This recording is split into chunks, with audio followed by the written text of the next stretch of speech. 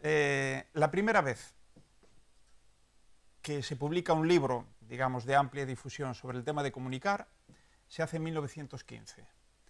En aquel momento el libro era Cómo comunicar bien y básicamente, decía bastantes más cosas, pero básicamente ya se centraba en tres cosas importantes en el proceso de comunicación. Uno, ser breve, cuál es realmente importante. Yo no lo voy a ser en este seminario porque tiene un objetivo y tiene que tener un alcance y por tanto una dimensión que no permite, digamos, que sea de muy corta duración, pero en todo caso hay formas de ir haciéndolo breve si vamos introduciendo procesos que de algún modo interrumpen o cambian el hilo del discurso o, en fin, evitan la monotonía de un mensaje reiterado y continuo.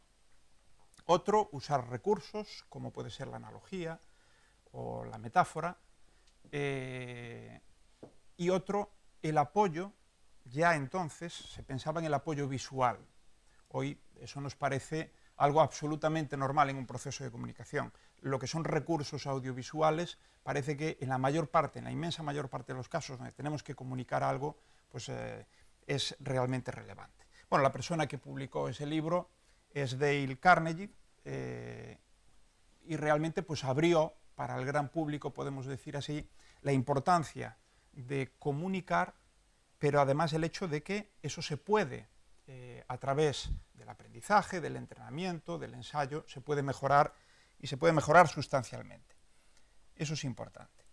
Bueno, Manuel Campo Vidal, que sabéis que es un gran comunicador español, ha moderado debates realmente interesantes de ámbito político en particular. Él considera que hay 4 habilidades imprescindibles para comunicar: leer, escribir, hablar y escuchar. Leer y escribir lo hacemos todos y además lo hemos aprendido a través de procesos lentos, muy pautados, en fin, donde se nos va enseñando progresivamente a hacerlo. Otra cosa es si se nos enseña bien y otra cosa es si se nos enseña en el momento adecuado.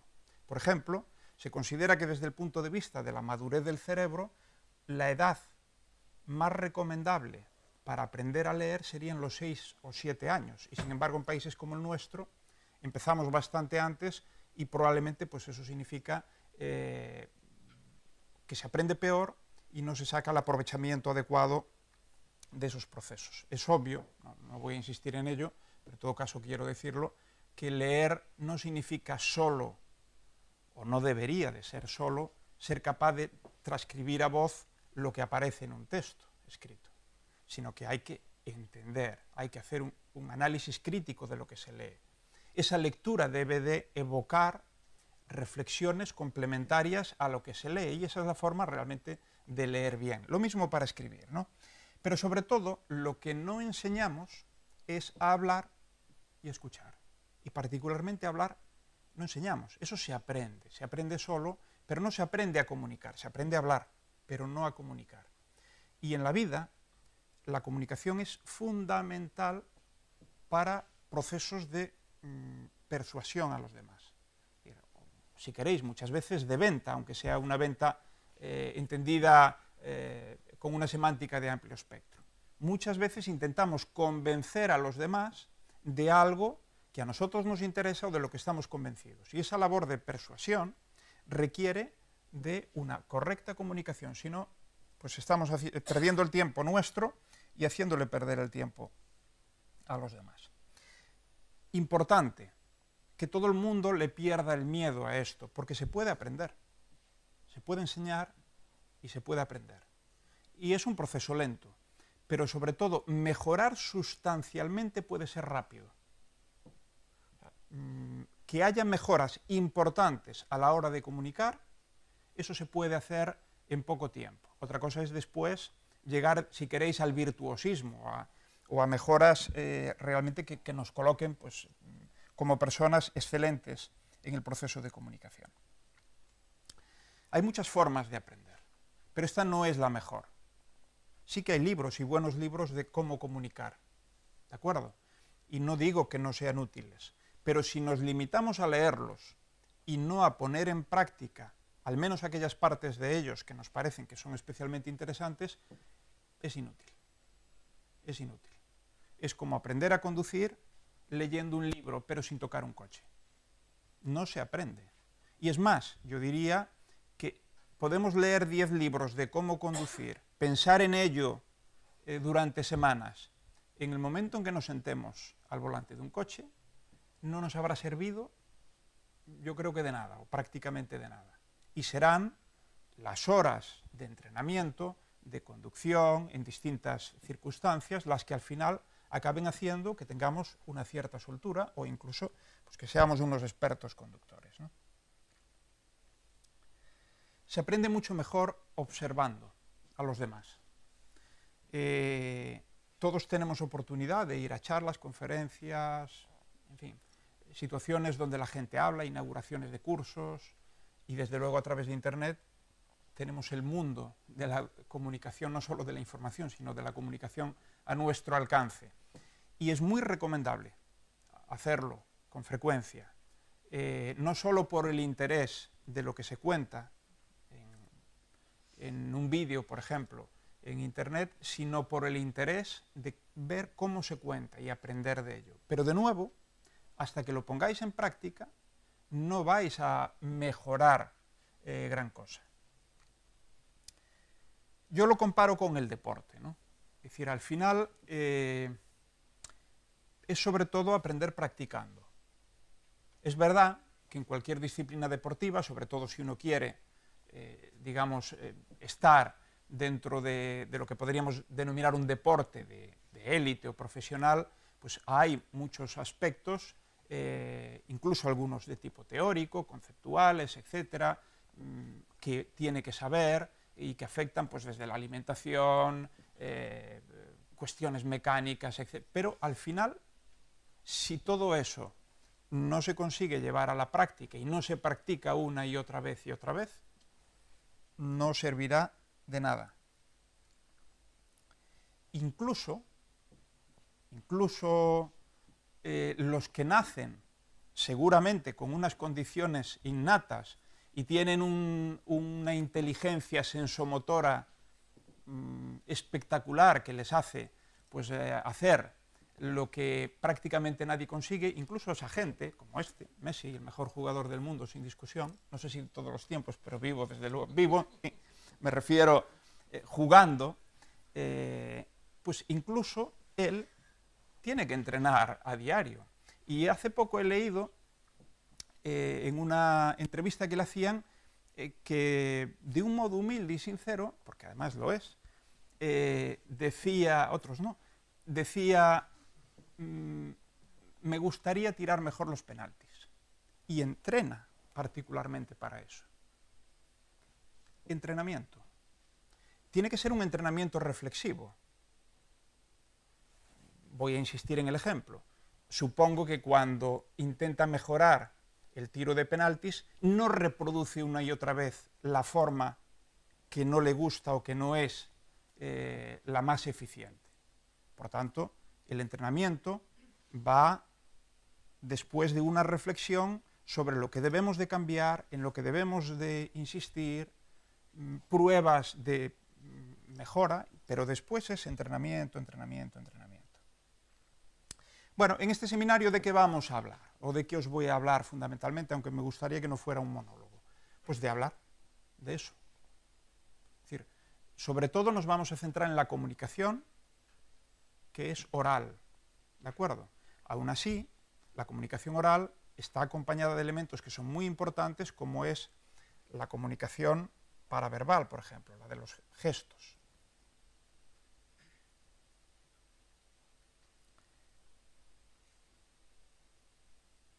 Vamos a ir por el medio metiendo algunos ejemplos, buenos o malos. A ver qué os parece este. Imaginar que yo entro por aquí, os voy a dar una charla y pues empiezo así y os digo, bueno, pues os voy a hablar de cómo voy a contar la charla y bueno, pues básicamente vamos a hablar de cómo elaborar una presentación, bien pues para presentar un trabajo científico, un congreso, una tesis doctoral, una memoria ante un tribunal que ha de juzgarle y juzgarnos, una charla de divulgación científica, bla, bla, bla, bla. Bueno, todas estas situaciones comparten una serie de elementos comunes a la hora de organizar la presentación y preparar los contenidos y el desarrollo de la presentación. ¿Qué os parece? ¿Qué creéis que está mal de lo que he hecho o de lo que veis? A ver, que alguien me diga algo que le parece que eso en particular no debía de hacerlo. Por ejemplo, puede hacerse puntualmente, pero yo tengo que miraros. Una de las cosas que hay que hacer es que hay que generar empatía con el público. Empatía física, intelectual, pero hay que generarla. Y desde luego no se consigue dando la espalda al público. ¿Qué más? Utilizar esa tipografía. Bueno, esto, es decir, tipos de letra, mayúsculas, minúsculas, cambio el tipo de letra, colores. Esto es una barbaridad. Yo no sé si a alguien le gusta esta estética. Para gustos colores. Pero aunque os guste, no es adecuada desde el punto de vista de la comunicación, de la legibilidad. ¿Qué más?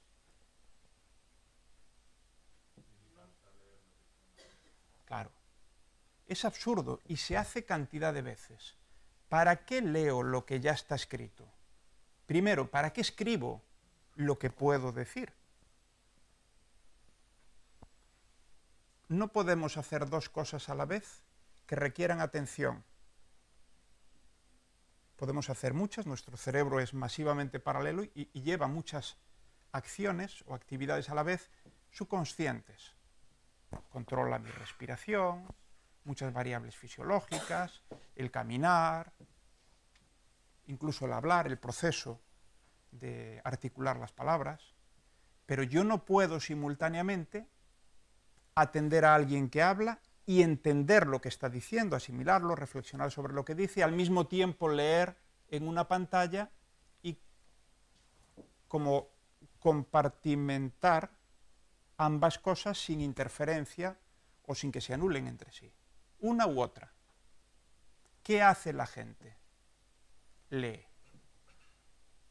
Es lo primero que hacemos. Leemos, no escuchamos. Si tiene que competir, vamos a leer. Leer es un informe, es un periódico. Si estoy aquí, y estoy de pie, y estoy ante vosotros, y estoy hablando, quiere decir que tengo cosas que decir mucho más importantes que lo que pueda poner ahí. Aquí solo pongo lo que apoya mi discurso. Una foto, un gráfico, un vídeo, un mensaje que sí que quiero que esté durante un par de minutos golpeando vuestra cabeza, pero lo otro es ridículo. Adelante. Poñer entonces os puntos principales do que estarías dicindo non se debe facer?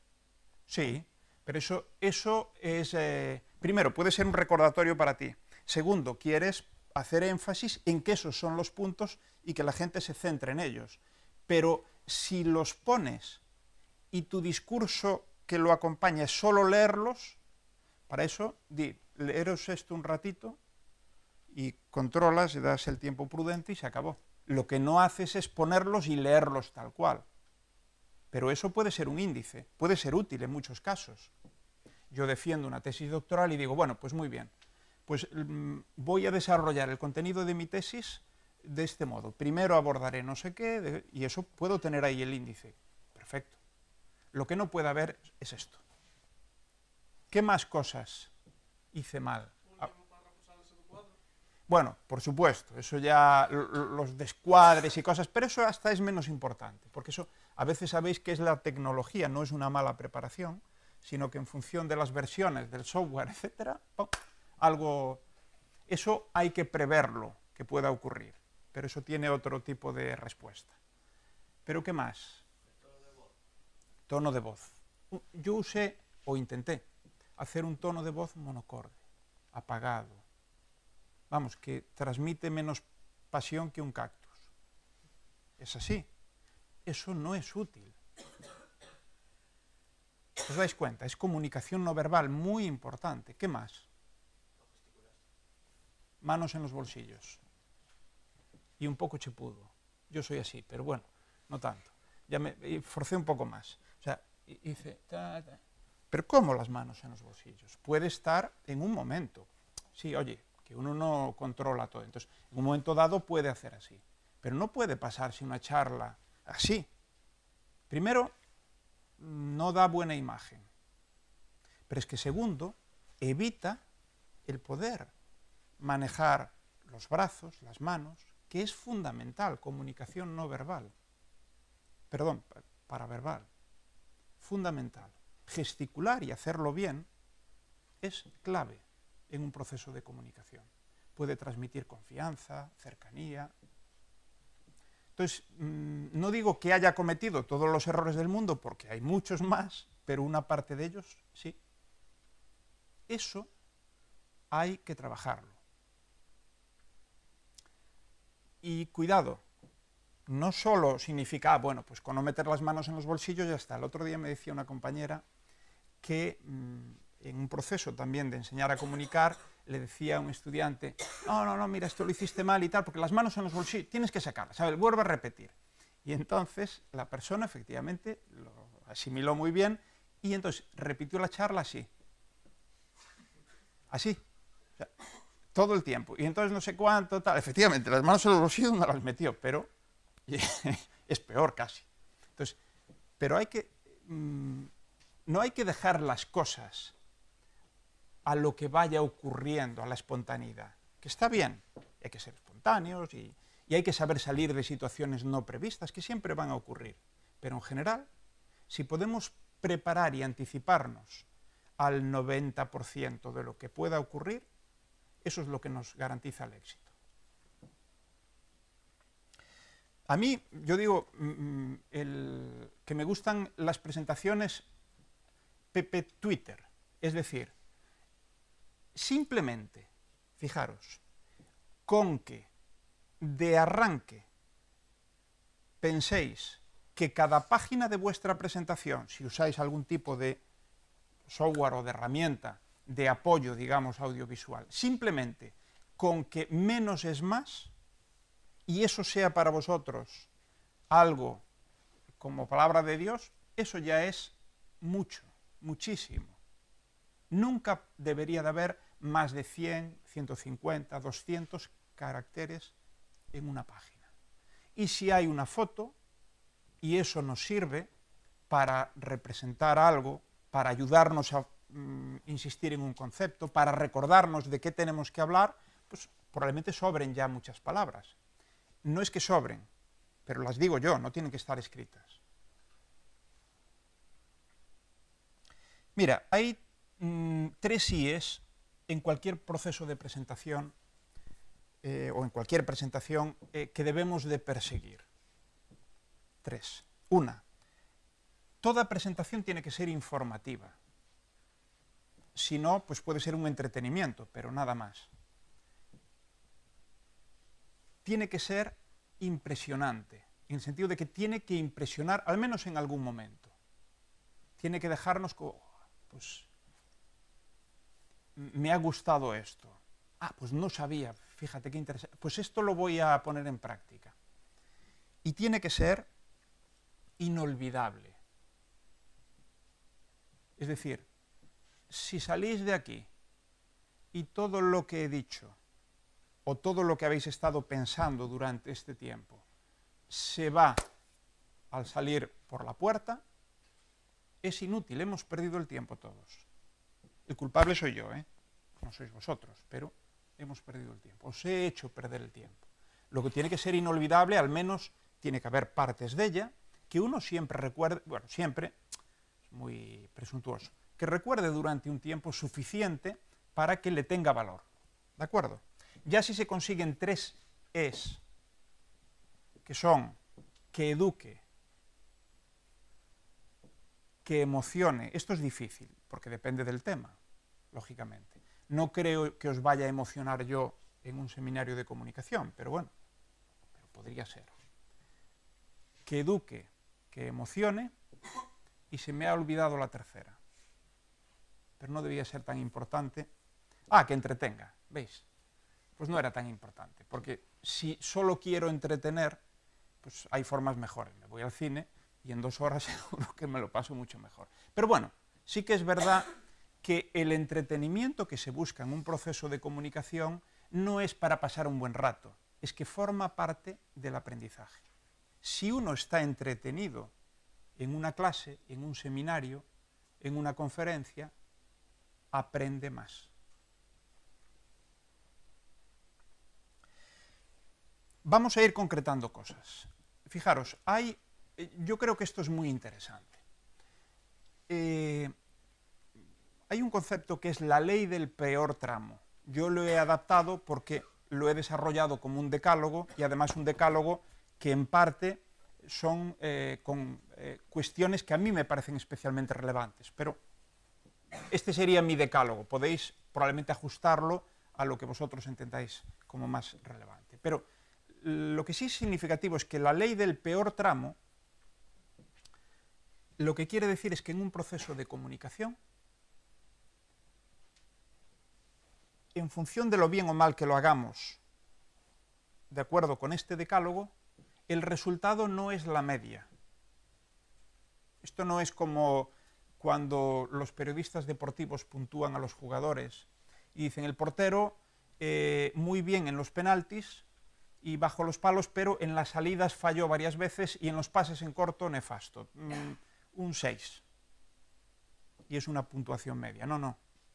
Si vosotros aquí en conocimiento tenéis un 2, aunque en el resto tengáis un 8 o un 9, la valoración, el resultado de vuestra charla o el proceso de comunicación que hayáis seguido es un 2. Es así. No es que sea matemáticamente así, pero ¿me entendéis lo que quiero decir? Que al final el valor de la comunicación es el menor de los valores de acuerdo con, desde mi punto de vista, estos 10 parámetros. Muy importante, porque entonces hay que cuidarlos todos, especialmente.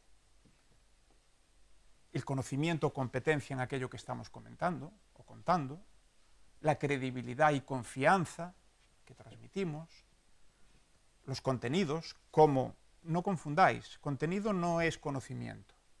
Yo puedo ser una persona experta en un tema y después los contenidos para contar ese tema pues han sido mal elegidos, mal organizados y entonces fracaso. Y da igual lo que yo sepa.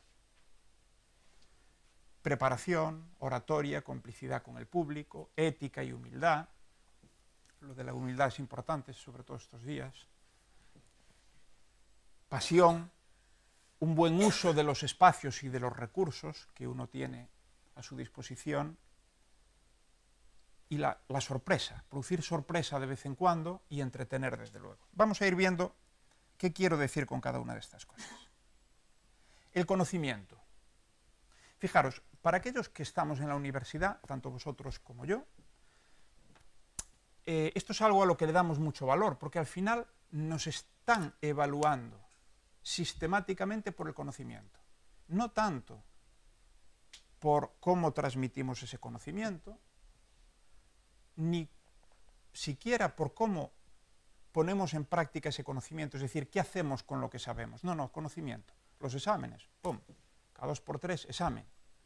Y me da igual si redactas mejor o peor, porque, bueno, muchas cosas, dependiendo de la materia, pues son matemáticas o respuestas tipo test, o incluso lo que quiero saber es cuánto sabes. Entonces, claro, le damos muchísima importancia al saber, pero, lo cual no está mal, pero a veces nos lleva a centrar ahí el valor de la comunicación y nos equivocamos. Claro, si yo me siento delante de un inversor al que quiero venderle una tecnología que he desarrollado en mi laboratorio de investigación, ese inversor tiene mucho menos interés en que le explique la investigación y los detalles de la tecnología que en comprender en qué medida esa tecnología le puede resultar interesante para su empresa, porque la hace más sostenible, puede aportar una ventaja competitiva o porque puede ganar dinero, en definitiva.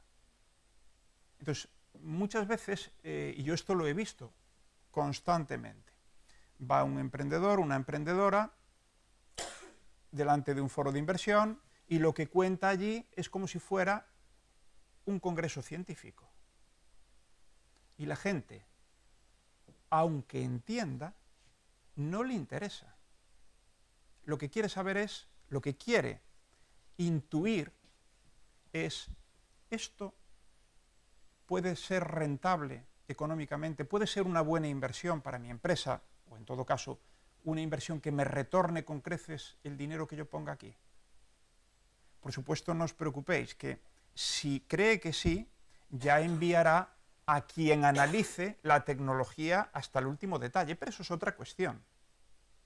Si yo voy a pedir patrocinio a una empresa para un evento y me siento con el responsable de marketing, no le puedo comentar si el evento es de inteligencia artificial y empezarle a contar el origen de la inteligencia artificial, las grandes contribuciones, no.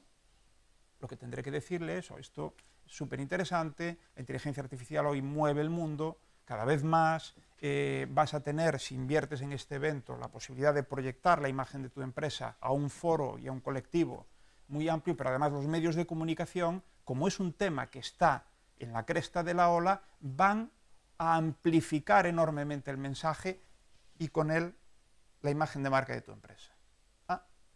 Pues ya cambia la cosa. Credibilidad y confianza, fundamental. Si yo no estoy resultando creíble, da igual lo que diga. Diréis, nos lo pasamos bien, pero olvídate de todo lo que dijo este. Aunque haya dicho cosas muy, muy ciertas, muy interesantes y muy útiles, pero no, por alguna razón no soy creíble. Esto es una foto que saqué yo de un bar, era una enoteca.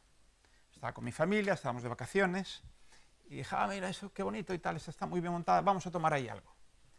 Y hice así, me fijé en eso y dije, ¡shh!, a otro sitio. ¿Por qué?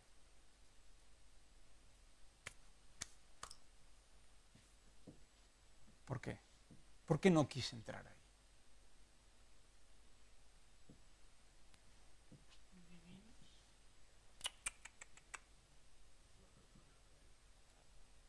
A ver. Claro. A ver, ¿cómo puede ser una copa de vino 3 euros, 2, 5, bien, y 3, 8? O sea, la tercera copa vuelve a ser a 3 euros. ¿Os dais cuenta o no? Entonces, probablemente es un error. No creo que sea, lo doy por hecho, con el ánimo de engañar al cliente. Pero es que yo no estoy juzgando la intención. No me genera confianza.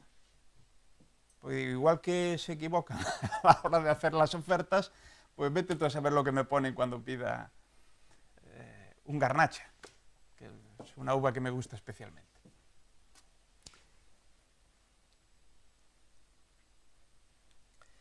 Preparación. Hay que preparar muy bien la charla, el seminario, el pitch, es decir, el mensaje reducido que se da, por ejemplo, ante un foro de inversión. Hay que prepararlo muy bien. Prepararlo muy bien no significa solo ensayar una vez que está diseñado, significa el diseño. Y básicamente hay 5 cosas que son muy relevantes. Objetivo. ¿Cuál es el objetivo de la charla? Hablando del mismo tema, los objetivos pueden ser muy diversos. Yo puedo contar mi investigación y si lo hago ante el tribunal de tesis que está juzgando mi tesis, el objetivo es sacar la mayor nota posible. No por una mera cuestión, digamos, numérica. No, es que entiendo que si me ponen la máxima calificación, oye, están valorando mi trabajo como muy bueno. Pues ese es mi objetivo. Puedo tener objetivos de segundo nivel, por ejemplo, que el público que viene se entere de lo que he hecho. Hasta de tercer nivel, por ejemplo, mi familia y mis amigos, que algunos han venido, oye, que salgan y digan, oh, macho, sabes, pero a tope, ¿eh? Y nos ha encantado, sin entender siquiera nada, porque puede quedarles muy lejos. Bueno, pero el primer objetivo está claro.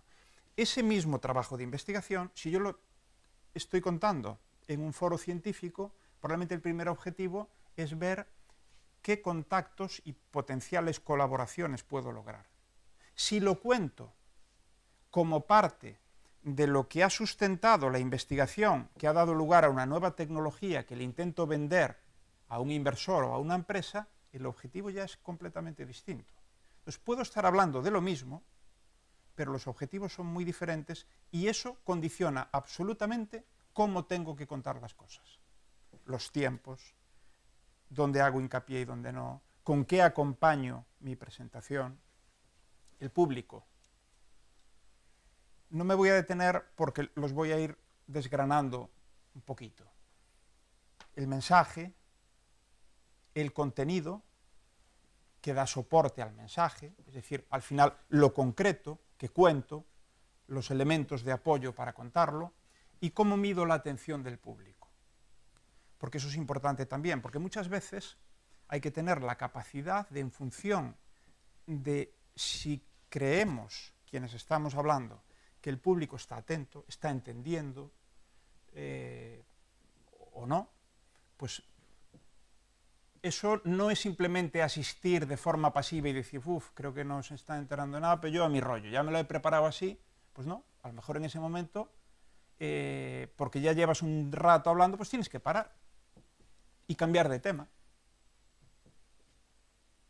Hacer un silencio.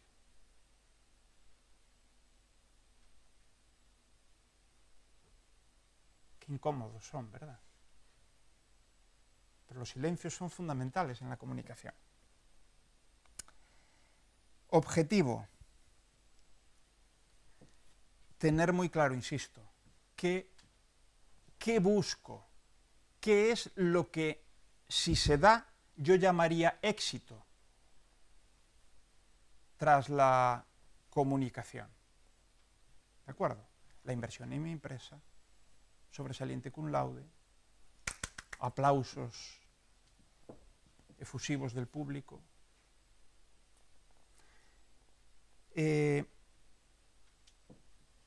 Una presentación tiene que diseñarse de acuerdo con el objetivo. Yo siempre digo, no tiene que ir dirigida por los datos o la información o el conocimiento que tenemos del tema, sino por el objetivo que se busca.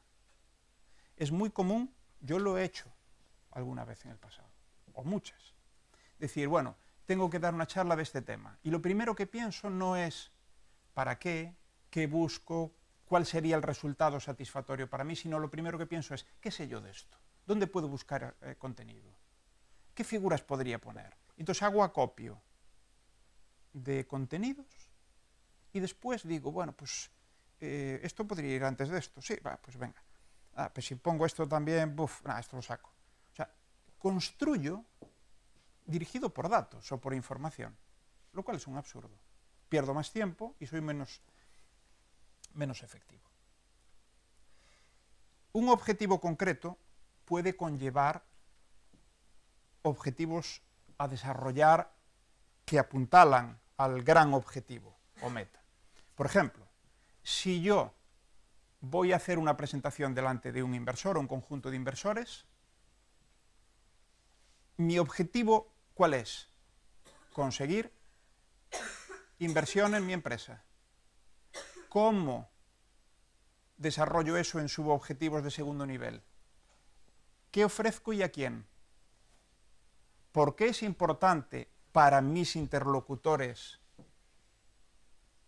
lo que yo les voy a decir? No porque es importante para mí, no, para ellos. ¿Cómo lo he hecho lo hago, lo haré, lo que les estoy contando, cómo he desarrollado mi tecnología, cómo creo que se puede mantener o mejorar, pero cuidado, aquí, si el objetivo es convencer a unos inversores, como os he dicho, poco, lo suficiente para que les quede la idea de que no es un bluff lo que decimos, de que no es pensamiento ilusorio, sino que tiene una base en un trabajo sólido. Y esto que casi siempre se le olvida a los emprendedores. ¿Qué pido y a cambio de qué? Es decir, cuentan, y yo tengo esto y tal, y fenomenal, y tu empresa tal, y ahí se quedan. Habrá que decir qué te ofrezco y qué espero que me des a cambio, porque si el objetivo es sacar dinero, tendré que decir qué dinero, cuánto necesito, para qué, y qué estaría dispuesto a dar. Después ya hay procesos de negociación largos, muy intensivos, por supuesto. Lo que se cuente en 10 minutos no es definitivo de nada, salvo del posible fracaso. Si en 10 minutos no logras enganchar el interés de alguien, se acabó la oportunidad, de por vida muchas veces. Si logras enganchar el interés, tienes puertas abiertas que tienes que seguir cruzando, pero están abiertas. El público. ¿Qué espera? ¿Qué creo que espera de mí el público? Y hacia ahí tengo que dirigir, en definitiva, parte del esfuerzo. ¿Y qué espero yo? Claro. Si yo voy a un foro de inversión, vuelvo a insistir, lo que yo espero es el interés de los inversores y poder continuar con ellos un proceso de negociación para la inversión. ¿Qué creo que esperan? Desde luego, es obvio. Tienen que ver en lo que yo les cuente un posible negocio. Si no, da igual.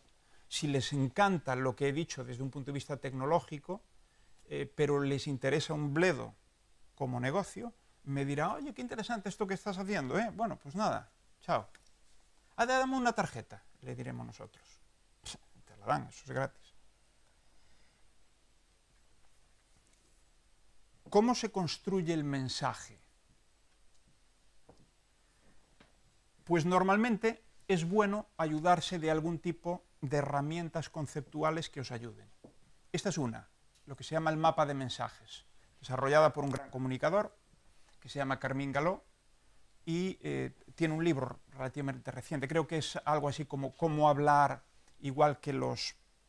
No es exactamente el título, pero viene a ser Cómo hablar como los TED, como los ponentes de las charlas TED.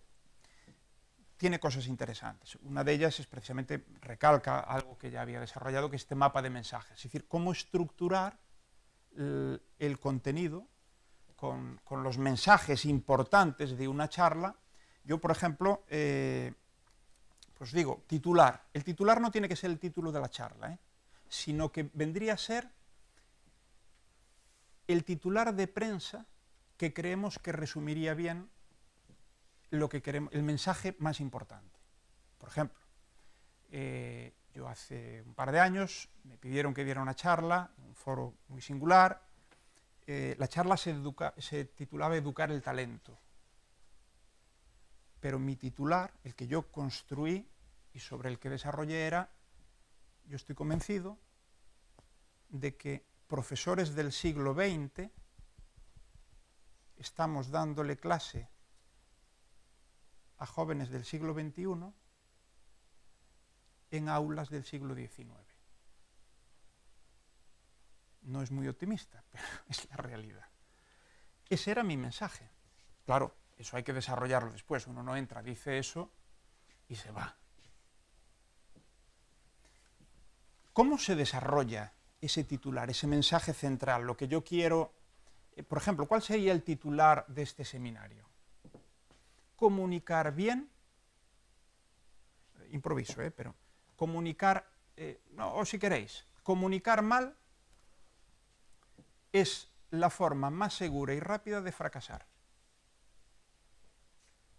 Pero comunicar bien se puede aprender. Esa es la parte positiva. Ese es. Y a partir de ahí ya veré cómo intento desarrollar eso. Las ideas soporte son aquellas ideas centrales, ideas fuerza, que en definitiva me apuntalan el titular. Y puede haber más de un nivel, pero no conviene poner idea soporte de las ideas soporte, idea soporte de las ideas soporte de las ideas soporte, porque entonces ya nos perdemos. En todo caso, fijaros, una charla, un seminario, una conferencia, una clase es el desarrollo secuencial de un proceso de comunicación o de un discurso, mejor dicho, en red. Lo que queremos comunicar no es lineal de partida. Son multitud de conceptos relacionados, cosas, como si tuviéramos notas a pie de página, notas al margen, hiperenlaces de un sitio a otro. Lo que pasa es que el proceso de comunicación exige que lo serialicemos, que lo hagamos secuencial. Pero de entrada, yo puedo tener eso y después ya veo cómo lo pongo como un churro, del mejor modo posible. Bueno, el soporte de las ideas son aquellos elementos que en definitiva me van a permitir trasladar esas ideas digamos, al público, y el apoyo al discurso son todos los recursos. Pues el PowerPoint, las fotos, el vídeo, los gráficos comparativos, el análisis de la competencia, es decir, los elementos que ya aterrizan, digamos, lo que queremos decir. Para que veáis esto con un ejemplo, lo vamos a ver sin detalle, pero si yo tuviera que contar, por ejemplo, la empresa Situm es una empresa, es un spin-off de mi grupo de investigación, que tiene una tecnología para el posicionamiento y el guiado en interiores de edificio mediante móviles. En el interior de un edificio no llega la señal de GPS, por tanto, todo lo que es la localización que estamos usando cada día en el exterior y los servicios construidos sobre esa localización se pueden llevar al interior del edificio, pero de otro modo, pues con, digamos, técnicas, digamos, de posicionamiento indoor o dentro de edificios. Bueno, eso ahora nos interesa poco. Estos son los tres doctores formados en el grupo, fundadores de la empresa, Cristina, Adrián y Víctor, y yo, por ejemplo, pues podría, si tuviera que dar una charla de Situm, insisto, este es un ejemplo sacado de contexto, porque depende a quién y con qué objetivo, pero podría ser así. La idea fuerza el GPS de interiores. Y si queréis desarrollarlo un poco más, ¿cómo puedes tener tu hospital, tus oficinas, tu nave industrial en la palma de la mano? Esa es la idea, y eso es lo que quiero desarrollar. Entonces digo, bueno, pues muy bien. Idea soporte, resultados de años de investigación. Si lo estoy contando a un foro científico, aquí haré bastante énfasis. Si lo cuento a un posible socio e inversor, poco. Solo el necesario para transmitir tecnología en el estado del arte, investigación propia, tecnología propia, precisión más alta que el GPS en exteriores, extraordinaria facilidad de uso, soporte para servicios geoposicionados dentro de edificios. Y cada una de ellas la desarrollo. Por ejemplo, extraordinaria facilidad de uso, pues para ser capaz de convencer a quien me escuche de que es así, tengo que decirle que no necesita ningún tipo de tecnología o de instalación adicional a los puntos wifi que cualquier edificio tiene. Que su uso no requiere de conocimientos técnicos, no se necesita ni un solo especialista para poder empezar a usarla y desarrollar servicios sobre la tecnología. Y que hay más de 1000, hoy son muchos miles ya, de usuarios en el mundo y edificios mapeados de acuerdo con la tecnología de Situm. Ya está. Y ahora empiezo a darle forma.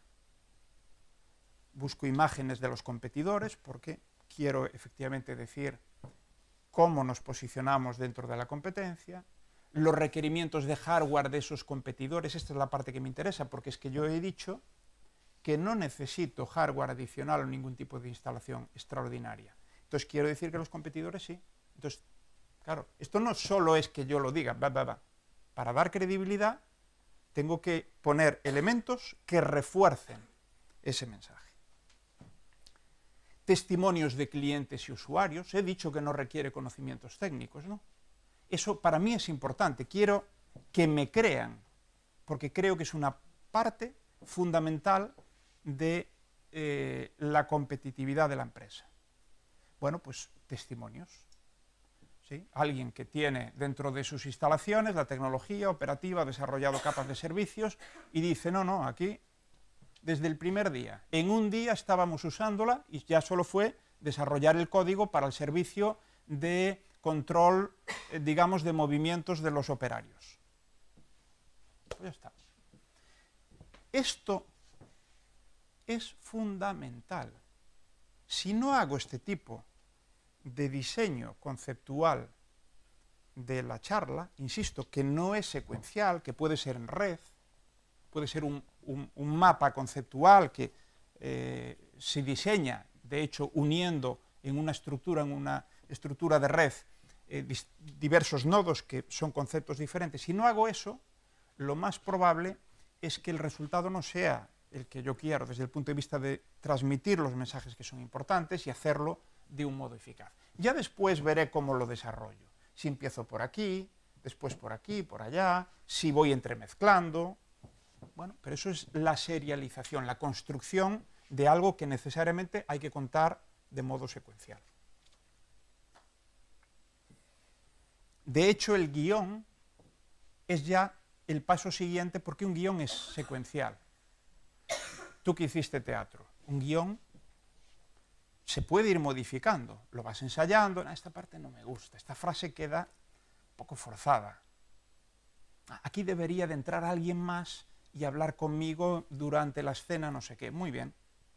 Pero el guión ya es, digamos, justo la etapa inmediatamente anterior a la construcción real de la charla en cuanto a soporte de contenido audiovisual y en cuanto a discurso.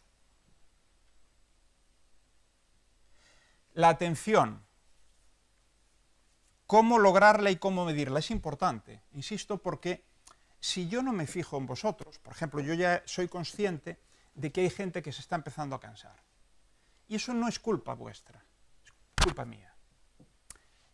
Tendría que haberlo previsto, no lo hice, pero ya llevo un buen rato hablando de cosas distintas, bueno, siempre dentro del contenido de la charla, pero no he hecho nada en el medio, nada especial, para romper un poco la monotonía ya del discurso. Entonces, ver que hay gente que ya está empezando a, digamos, a desconectar, me tiene que servir ¿para qué? Para llamaros la atención y deciros, a ver que yo... Eso es ridículo. Tiene que servirme para decir, aquí necesito meter algo. Hay que romper. A ver si los vuelvo a reenganchar. ¿Vale? Fundamental. Y no penséis que solo mirando a las caras, porque por ejemplo yo, si miro digo, no, aquí, bueno, pero el que está atento es este de aquí, este lo voy a fichar para una tesis doctoral. Y claro, ¿lo veis? ¿Se ve? Claro, el tipo que salió ayer de noche está durmiendo encima de su pupitre y ha sido suficientemente hábil para hacer una foto tamaño realidad puesta delante. Esto puede parecer esto es una broma, evidentemente, pero fijaros, os voy a contar una anécdota real. Yo hace no mucho tiempo asistí a una charla de un buen amigo que no ve muy bien y yo estaba entre el público. La charla fue infumable, o sea, infumable, de verdad, era imposible. A los 5 minutos ya todo el mundo... Y por la hora y por las circunstancias que fuera, hubo un buen número de personas que se durmieron. Pero se durmieron tal cual, es decir, con los ojos cerrados y mucho tiempo. Pues yo empecé a fijarme, como no era capaz de atender a la charla, yo también, y eso que hice esfuerzos intensos, y alguna, lo hacemos todos, se dormía, pero hacía así, y no sé si hay un efecto rebote, que no sé si es consciente o consciente, pero haces así un rato, y vuelves otra vez. Bueno, pues queréis saber que a la que fuimos a comer, me dijo, oye, vi a la gente muy interesada, porque todos miraban con atención. Y había unos cuantos que asentían y les gustó todo lo... Claro, yo, como es un amigo, le dije, sí, no, fenomenal, fenomenal. Menos mal que en esto fenomenal no te preguntan, ¿y qué parte fue la que más te gustó? O, ¿te acuerdas que dije no sé qué? ¿Tú qué opinas? Joder, porque entonces ya te hunden en la miseria. Pero eso tenemos que darnos cuenta. Hay que, de vez en cuando hay que romper, con una broma, con un, no sé, con lo que sea. Las bromas son difíciles, porque hacer una broma tomando unas cervezas con los colegas son constantes y todo el mundo se ríe, aunque no sea más que por las cervezas. En un contexto así ya uno arriesga más el pellejo. Preparación, antes lo hablábamos, ensayar y ensayar. Es fundamental. Para que algo parezca no ensayado, parezca natural, parezca espontáneo, tiene que estar muy, muy ensayado. Una de las cosas más importantes son los tiempos, donde yo confieso que no es mi fuerte. Confieso que no. Porque aunque, lógicamente, hago secuencial el discurso que he querido construir, después la cabeza, cuando lo estoy poniendo en práctica, la cabeza se me va a anécdotas, a cosas, a tal, enlazo con una cosa con otra, y al final eso es tiempo. Y eso hay que tenerlo en cuenta. Pero fijaros, esto es muy común. Hay que controlar los tiempos y los contratiempos. Controlar los tiempos y los contratiempos. Vosotros todavía no, supongo, pero para los que somos profesores e investigadores en la universidad, es muy común ir a congresos científicos y tener que presentar allí tu contribución. Ya sabes el tiempo que te van a dar, básicamente, viene en el programa, 15 minutos, 20 minutos, después te lo dice el presidente o la presidenta de la mesa, pues mira, vas a tener tanto tiempo, pero quiero que queden 5 minutos al final para preguntas, no sé cuánto, tal, te iré avisando. Bien, bien, todo está muy bien, lo has preparado muy bien, todo encaja en ese tiempo, no hay ningún problema, y así es como te lo has imaginado. Instante t igual a 0, presentación y guión, hago un guión, voy a hablar tal, después no sé cuánto, tal, brevemente, el qué y el por qué hice, por qué lo hice, el cómo lo hice, una parte importante en un congreso científico, los resultados que he obtenido, conclusiones, qué quiero hacer ahora, intervenciones, me expongo allí al público. Esto es lo ideal. Esto es como te lo has imaginado. ¿Qué es lo real? Y de hecho, algo de lo que voy a contar ahora lo hemos visto al arranque del seminario. No funcionaba la tecnología y nos retrasó 20 minutos o más. Lo real muchas veces es esto. Tú llegas, pero tu tiempo ya lo está consumiendo el anterior ponente, que a su vez le ha consumido parte el anterior y así sucesivamente. Con lo cual, eres de los últimos en exponer y ya estás temblando. Empiezo bastante más tarde, con problemas técnicos, algo no funcionó, la versión que yo he traído, no sé qué, han perdido el fichero. Estoy tan nervioso que ya olvido presentarme, ya no digo ni quién soy, me enrollo en el guión porque empiezo a extender mis pocos minutos sobre la primera o segunda páginas de mi presentación, nervioso, empiezo a pasar páginas, digo, bueno, pues es que no tengo tiempo ya, entonces, algo que no se debe hacer jamás. Y aquí me han dado un tiempo de gracia, pero no los 20 minutos que tenía ni de broma, pero aquí ya me dicen que termine, lo siento, que ya tengo que terminar, y me bloqueo, y no sé ni terminar. O sea, lo que podría ser 30 segundos para decir, bueno, pues desafortunadamente no he tenido el tiempo de poder contar lo que quería, pero estoy a su disposición. Y si en el turno de intervenciones no logro responder bien a sus preguntas, por supuesto, voy a estar aquí un par de días y estaré encantado de atenderles. Muchas gracias, muy amable, y siento los percances. Bueno, es una forma digna de acabar. No, dice, y entonces vas a la última y pones fin. Y además aparece fin. Esos son los contratiempos. Hay que preverlo. Hay que anticiparse a eso. Eso va a ocurrir muchas veces. Y por tanto, tenemos que tener plan B. Y el plan B ahí es, bueno, pues si al final no diera tiempo, me salto esta, esta y esta. Pero incluso llevo una versión donde ya no están, por si tengo que arrancar con ella, para no andar ta, ta, ta, ta, ta, ta, ta, ta.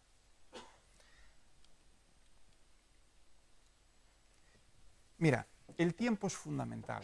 Se pierden cantidad de oportunidades, cantidad por no hacer un buen uso del tiempo. Yo recuerdo una vez me pidieron que fuera parte de un jurado de una iniciativa para emprendedores y emprendedoras. Todos sabéis lo que es el pitch elevator.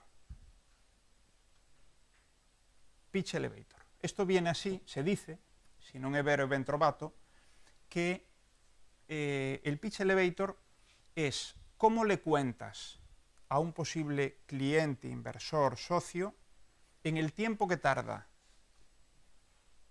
un ascensor en ir de la planta baja, supongamos, pues vamos a darnos un poco de margen, a la planta 15ª, una gran torre de oficinas. ¿Cómo le cuentas en ese tiempo lo que quieres venderle para que lo enganches, para que se interese?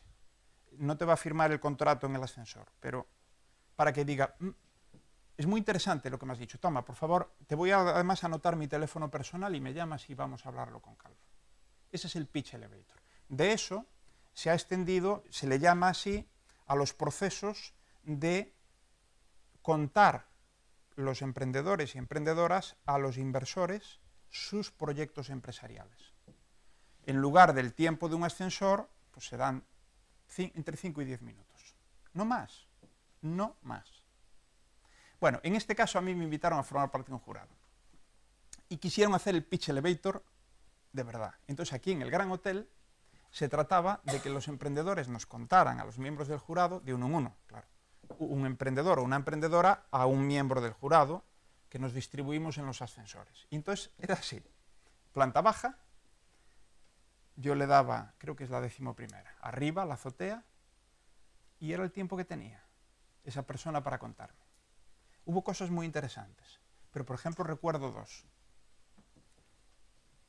Una persona que le doy y dice, bueno, pues tú me dirás qué quieres saber. Me dice a mí. Y dije, nada, cuando lleguemos arriba volvemos a bajar. Porque si me preguntas a mí lo que quiero saber, eres tú quien quiere algo de mí. Por tanto, cuéntamelo. Y además sabes cuánto tiempo hay. Y la otra persona, la primera era muy lacónica por lo que se ve, pero la segunda se explayó. Pero todo el tiempo, no era mucho, pero era casi un minuto. Todo el tiempo fue, bueno, pues yo es que estoy dedicada, me dijo el tema, y dice, porque yo quiero mejorar la sociedad y entonces mi objetivo en la vida pues es hacer una sociedad mejor y que todos pues vivamos más felices y algo que yo comparto, ¿eh? Pero ¿creéis que eso es invertir bien el tiempo? Eso es perder el tiempo. Yo he inventado, creo, ese es el pitch elevator, yo he inventado el finger pitch o el pitch finger. Es decir, ¿sabéis lo que es un finger? De un avión, la pasarela que conecta el avión con el aeropuerto. Por esa pasarela entramos y salimos todos los que vamos en los aviones. Más o menos son ponerle 15-20 segundos, como mucho 30, si la gente va despacio, porque bueno, se concentra gente con maletas, etc. Entre 15 y 30 segundos. Pues yo os puedo garantizar que he hecho cantidad de progresos no digo de ventas, yo no me dedico a la venta sensu estricto, pero he conseguido cantidad de cosas en ese tiempo, en 15 segundos.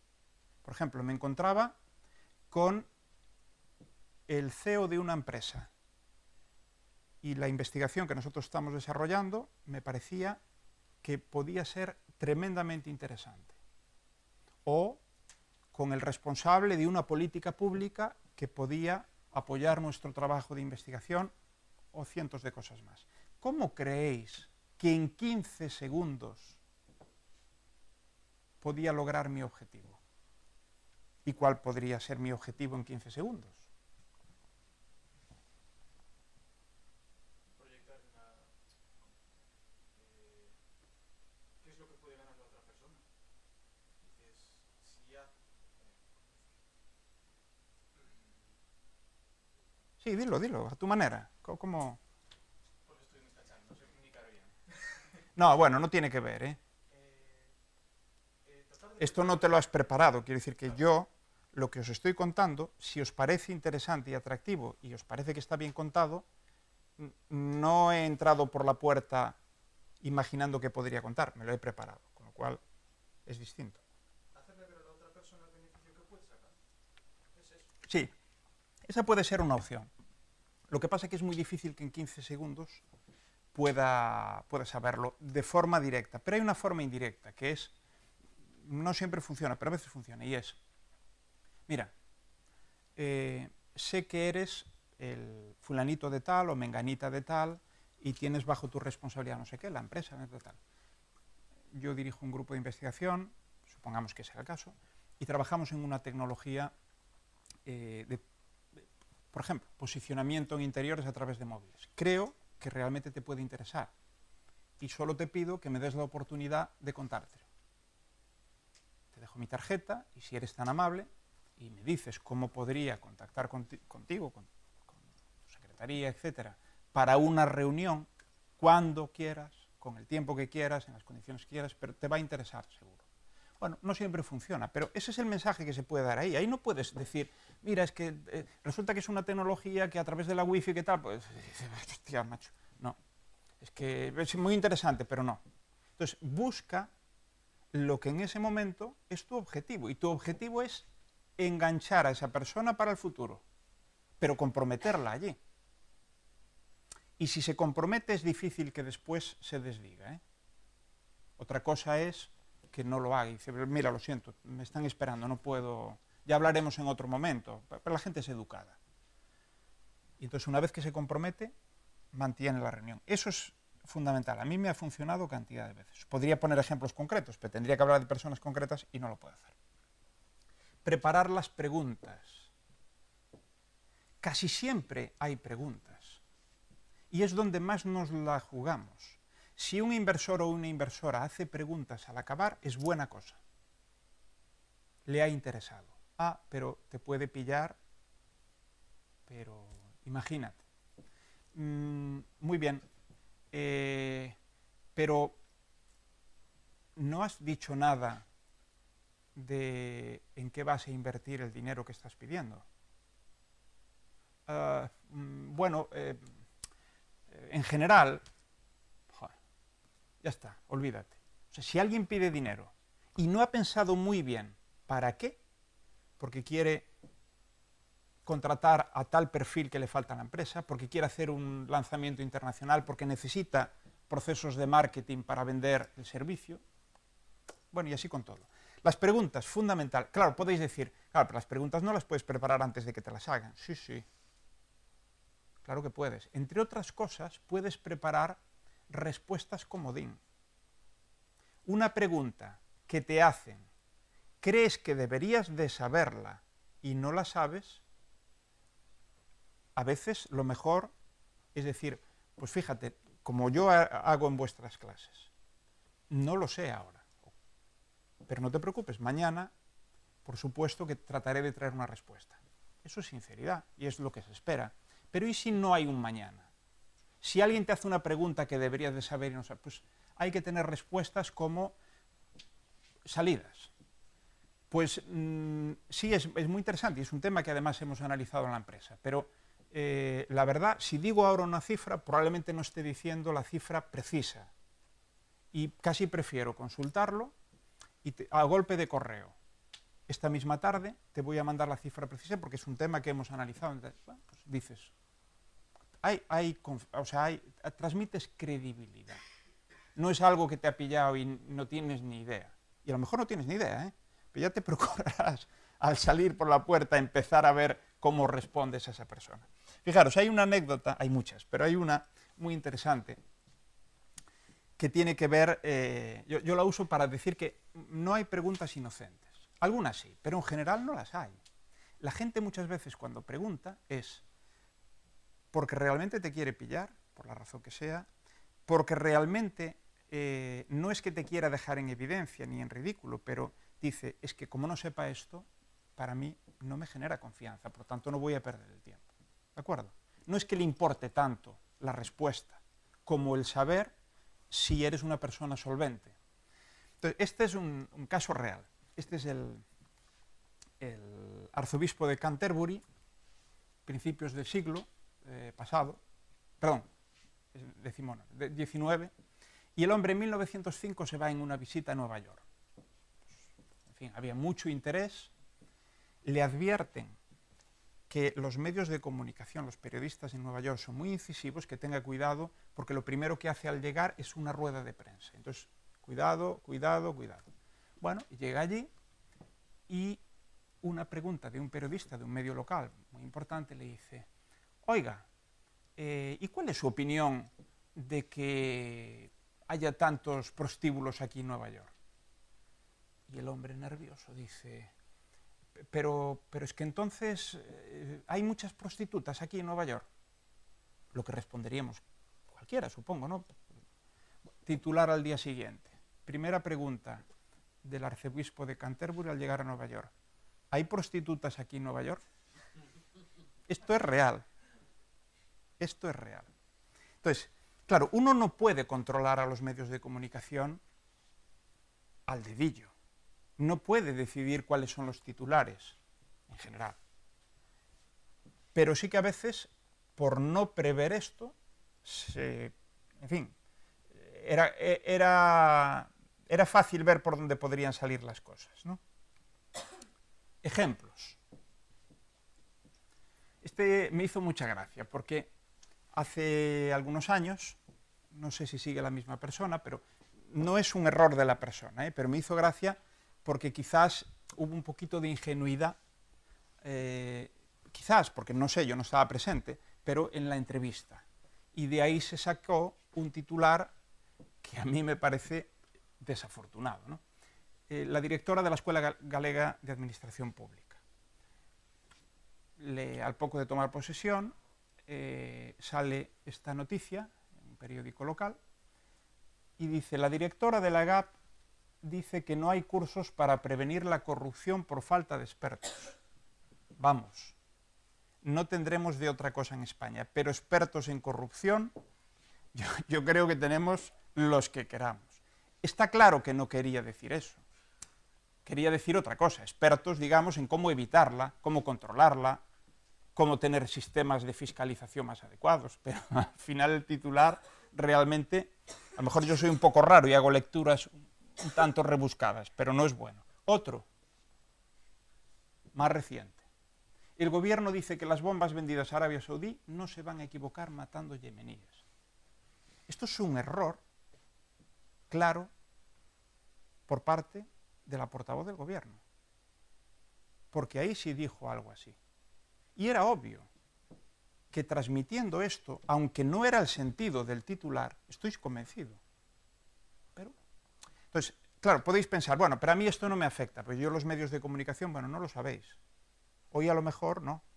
Dentro de unos meses o un año, cuando estéis trabajando, tenéis que actuar con medios de comunicación o da igual. Estos titulares están asociados a ejemplos con medios de comunicación, periódicos en concreto. Pero los titulares quedan en la cabeza de la gente igual, de los que asisten. Y a cada uno le generan una imagen positiva o negativa. La oratoria. Ya os dije, la comunicación verbal es una parte fundamental, pero no es la única. La no verbal, cómo usemos los silencios, por ejemplo, los silencios. Los silencios pueden servir para generar expectativas, para asentar alguna idea realmente importante que uno dice o proyecta y espera unos segundos para que la gente reflexione sobre ella. sirve para dar tiempo si os interpelo con algo y espero una respuesta, aunque no sea una respuesta de viva voz, pero que la construyáis en vuestra cabeza, tengo que esperar el tiempo razonable. En fin, hay que saber también usar los silencios. Desde luego el tono de voz, comunicación no verbal, la rapidez en el habla. Más o menos se considera que unas 190 palabras por minuto, depende del tipo de discurso que se haga, cuál es el objetivo, a qué público se habla, etcétera, pero 190 palabras por minuto puede ser algo razonable. Muy por debajo es muy lento. Es verdad que a lo mejor te permite ir asimilando mejor lo que se dice, pero se hace un tanto desesperante. Y más rápido, vamos, o sois prodigio o difícilmente podéis seguirlo, ¿no? Complicidad con el público. Fijaros, la complicidad o la empatía es de todo tipo. Es física, por ejemplo. Si yo esta misma charla la hubiera dado sentado, seguro que no tenía el mismo éxito en la comunicación. No estoy diciendo que lo esté teniendo, pero sería peor. Si la doy detrás del atril y de aquí no me muevo, tendría otro efecto, otro impacto lo que estoy diciendo. Si me muevo, gesticulo, no estoy rígido como en una silla o en el atril, tiene otro. No me puedo acercar a vosotros, hablaros más directamente porque me salgo del encuadre, pero si no lo haría y tendría otro valor. No lo haría constantemente, no pasaría por el pasillo delante o atrás, porque eso tampoco tiene sentido. Pero de vez en cuando sí, reforzaría a lo mejor alguna idea, serviría para romper la rigidez del discurso.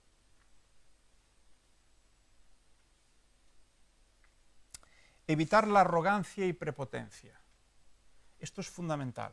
Y ayer tuvimos un buen ejemplo en el Congreso de los Diputados, de lo que es, al margen de lo dicho, que no se sostiene, ya solo, aunque fuera verdad lo dicho, la chulería, la arrogancia, la prepotencia, anulan cualquier discurso. Fijaros, os voy a poner un ejemplo mío. No voy a dar muchos detalles, pero un ejemplo de fracaso. Yo fui rector de la Universidad de Santiago de Compostela 8 años. En una de las veces que concurrí, 2 veces a las elecciones, porque son periodos de 4 años, recuerdo un debate abierto a la comunidad universitaria con uno de los que también se presentaban a las elecciones. Acabó perdiendo, es obvio porque yo fui el rector, pero recuerdo aquel debate. Era un debate donde primero había unas preguntas de alguien que moderaba, pero después era el público. Y yo salí del debate, lo noté, mientras estaba en el debate, yo me noté muy solvente en los temas, por las circunstancias que fueran. No digo que lo fuera, digo, yo me noté así. Me noté sobradillo, pues de uno de estos días que uno se viene arriba, yo qué sé. Y fui arrogante. Interpelé constantemente al otro candidato, pero además diciendo, porque creo que nos tratamos de usted, que ahí hacemos así un poco de... porque usted lo que ha dicho tal, pues se nota que no tiene ni idea de cómo es la universidad, ni de cómo funciona. Esto ya no me acuerdo, ¿eh? Tengo, por fortuna borro bastante bien aquello de mi historia que es menos recomendable. Bueno, yo salí de allí, tenía un responsable de comunicación que me ayudaba en la campaña, y salí y le dije, bien, ¿no? Porque lo machaqué. Y me dijo, mal. ¿Mal? Pues sí, yo respondí, pero vamos. Dice, sí, pero respondiste bien, no cabe duda. Él, no, muchas veces, era evidente. Pero fuiste tan prepotente, tan arrogante, tan a darle en la yugular, que yo creo que la percepción mayoritaria de la gente es a empatizar con él y no contigo. Y dice, pero no solo lo creo yo, es que mientras estabas hablando con unos y con otros 10, 15 minutos al acabar el tal, me dediqué a preguntar por allí y así fue. Pues es así. O sea, no gusta.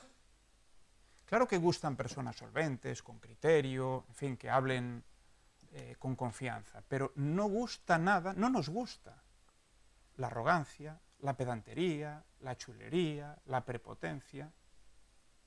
Entonces nunca uséis esas herramientas para machacar a nadie, porque automáticamente generáis en la gente, aunque no sea de modo consciente, la empatía con esa persona, o con esa empresa, o con lo que sea. La pasión, fundamental. Transmitir cierta pasión es muy importante. A mí me gustaría a veces transmitir más, pero bueno, cada uno es como es también. Y os pongo un ejemplo que aún hoy es comentado. En el año 2009, el gobierno español sacó una convocatoria de apoyo a las universidades públicas españolas para financiar lo que se denominó Campus de Excelencia Internacional. Las universidades presentábamos proyectos de gran envergadura, de reforma, transformación o creación de campus temáticos. Se hacía delante de un jurado, primero se presentaba una memoria tremendamente extensa, bien elaborada, se supone, etcétera, con un proyecto muy ambicioso. Nosotros ganamos uno de los primeros, Campus Vida, donde nos encontramos ahora, es Campus de Excelencia Internacional, año 2009. Bueno, pero después había que presentar, había que hacer un pitch de 10 minutos delante de un jurado internacional, con público. Y un público que no era cualquier público. Grandes empresas, gobierno, gente del mundo de la cultura, de la ciencia, al más alto nivel. O sea, aquello imponía. Me tocó a mí, lógicamente, era el rector en ese momento. Yo fui allí y hice mi intervención 10 minutos. Bueno, muy bien. Pero le toca a la Universidad de Cantabria. Y sale el rector de entonces, Federico Gutiérrez, un gran amigo, presenta allí una serie de minutos, muy bien el tema, pero la mitad del tiempo, ya lo habían hablado, claro está, sale el presidente de su comunidad, de entonces, que lo vuelve a ser ahora.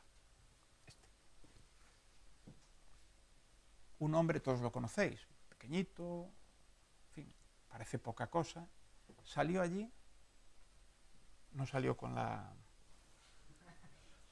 bufanda, el Revilla.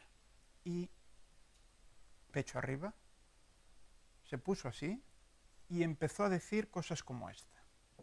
Para nosotros, este proyecto de la Universidad de Cantabria, hablo de memoria, este proyecto de la Universidad de Cantabria no es un proyecto de la universidad, no es un proyecto del gobierno de Cantabria, es un proyecto de todos y cada uno de los cántabros, de todos y cada uno. Y dice, desde los que están en este momento al Bocarte, en el Cantábrico, hasta los que están pastoreando en los picos de Europa, todos y cada...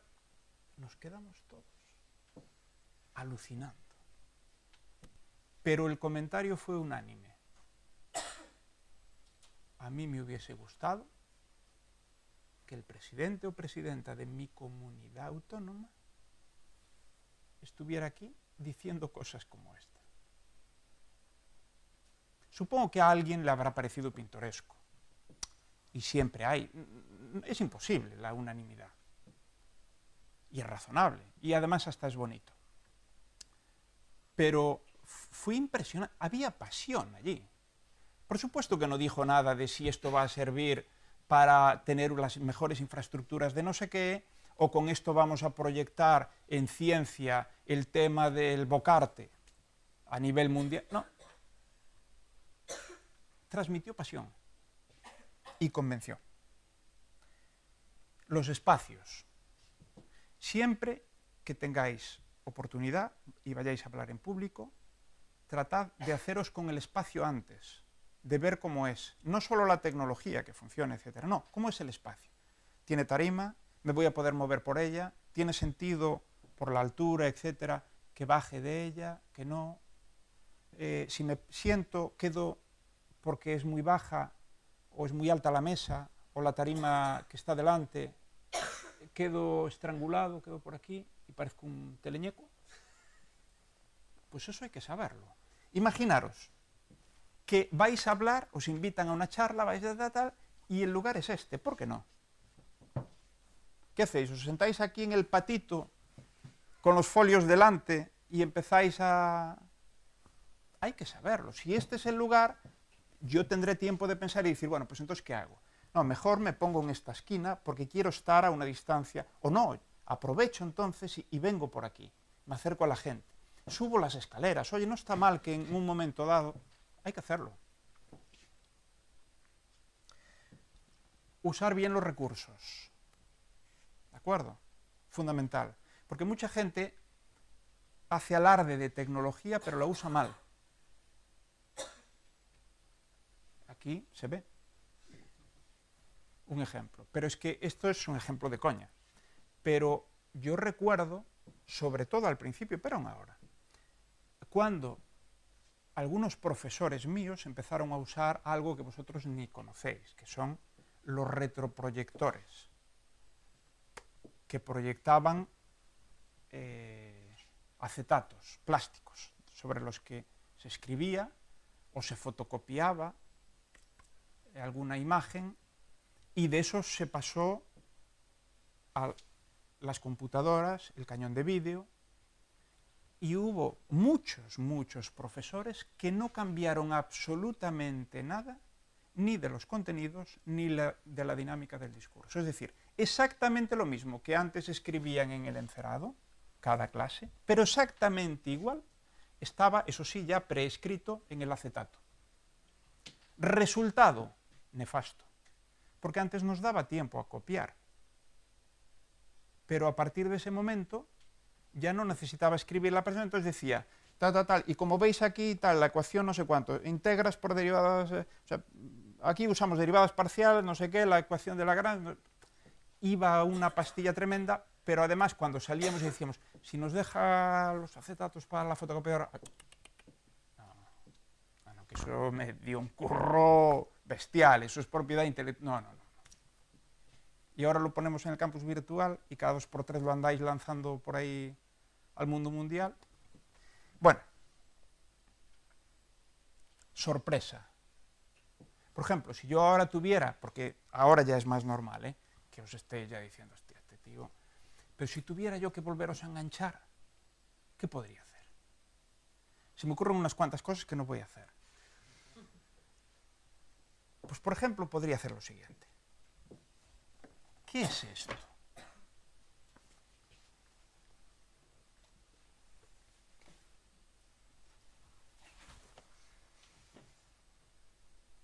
Esto no sé. Esto, un gilipollas en este momento. ¿Pero qué es?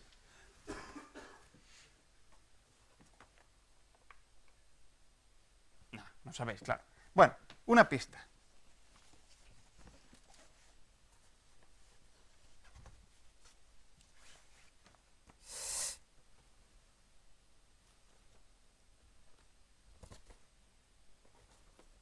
Os lo enseño por aquí. O si queréis, porque estáis un poco lejos, ahí lo tenéis.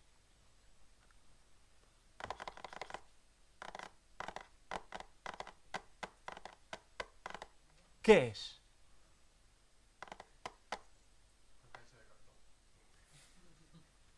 Listo. ¿Qué hay dentro?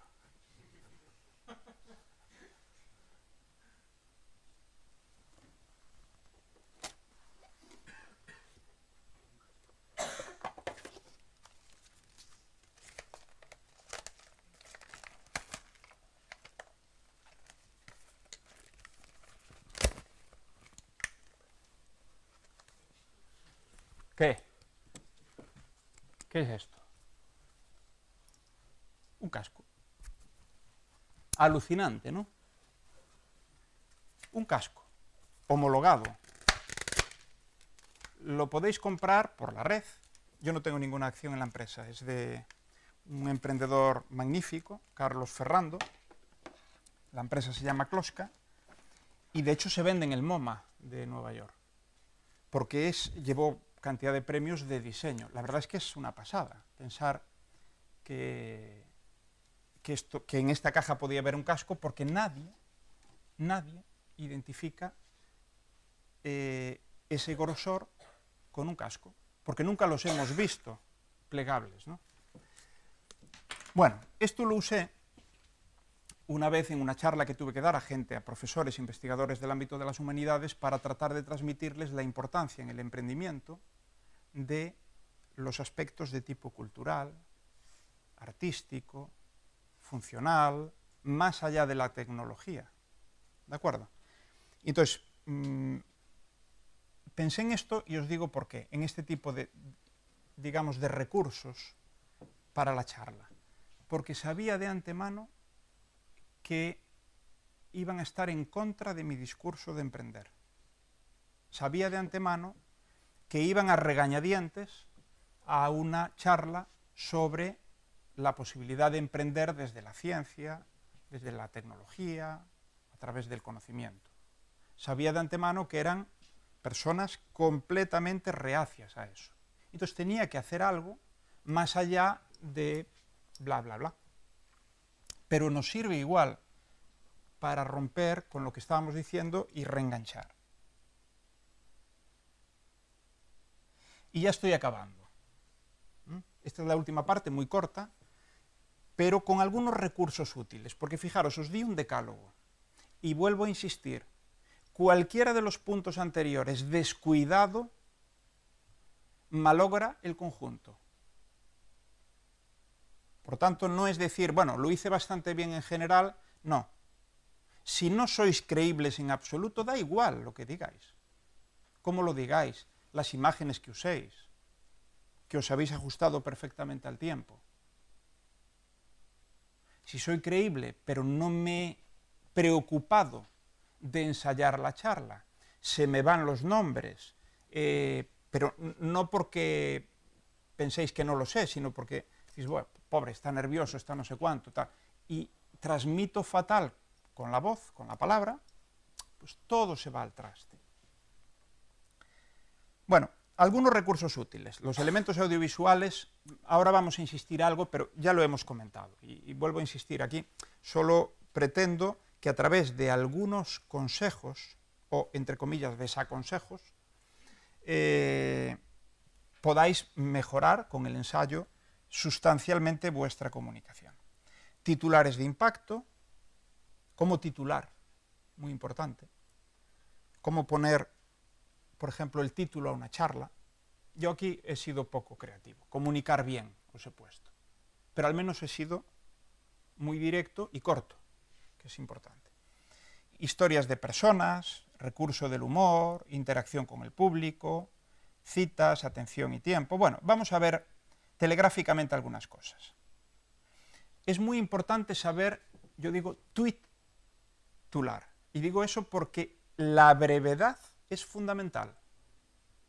Una conferencia que tenga 3 líneas de título, vamos, ya no va nadie, porque ya se imaginan lo que viene después. ¿Qué tienen en común?